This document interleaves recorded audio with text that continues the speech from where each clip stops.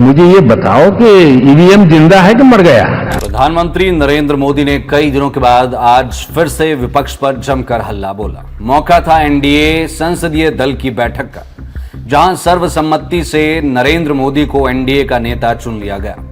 अब जल्द ही एनडीए सरकार बनाने का दावा राष्ट्रपति के सामने पेश करेगी। सभी नेताओं ने अपनी अपनी बात रखकर मोदी को अपना नेता चुना। तो वहीं जब नरेंद्र मोदी की बारी आई तो मोदी ने विपक्ष पर जमकर हमला बोला। उन्होंने कहा कि मतगणना के दिन मैं तो अपने काम में व्यस्त था। मैंने किसी को पूछा था कि यार ये आंकड़े तो ठीक है, लेकिन ये बताओ ईवीएम जिंदा है या मर गया। जून के नतीजे चल रहे थे, मैं तो अपने काम में कुछ व्यस्त था। बाद में फोन आना शुरू हो गए। मैंने किसी को पूछा, यार ये तो ठीक है आंकड़े वांकड़े, तो मुझे ये बताओ कि ईवीएम जिंदा है कि मर गया? ये लोग तय कर बैठे थे कि भारत के लोगों का लोकतंत्र और चुनावी प्रक्रिया से भरोसा उठ जाए। ये लोग माने कांग्रेस और उनका गठबंधन। लेकिन 4 जून की शाम आते आते ईवीएम की विश्वसनीयता पर सवाल उठाने वालों पर ताला लग गया और अब 5 सालों तक ईवीएम पर कोई चर्चा नहीं होगी। अब 2029 के बाद हो सकता है कि विपक्ष फिर से ईवीएम पर सवाल उठाए।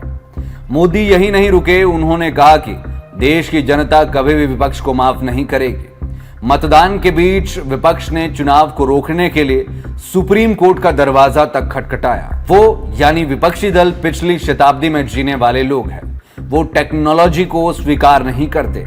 ये लोग प्रगति के विरोधी है, आधुनिकता के विरोधी है। ये देश के लिए बड़ी ही चिंता की बात है। प्रधानमंत्री नरेंद्र मोदी ने कहा कि मैं दुनिया में ढोल पीट रहा हूं कि भारत दुनिया का सबसे बड़ा लोकतंत्र है, लेकिन विपक्षी नेता दुनिया में जाकर ढोल पीट रहे हैं कि मोदी एक चाय वाला प्रधानमंत्री बन गया है, देश में लोकतंत्र खत्म हो रहा है।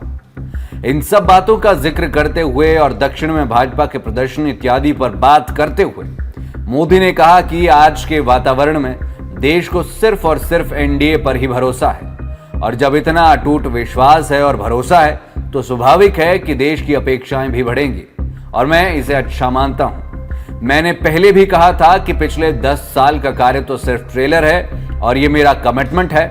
हमें और तेजी से और विश्वास से और विस्तार से देश की आकांक्षाओं को पूर्ण करने में रत्ती भर भी विलंब नहीं करना चाहिए।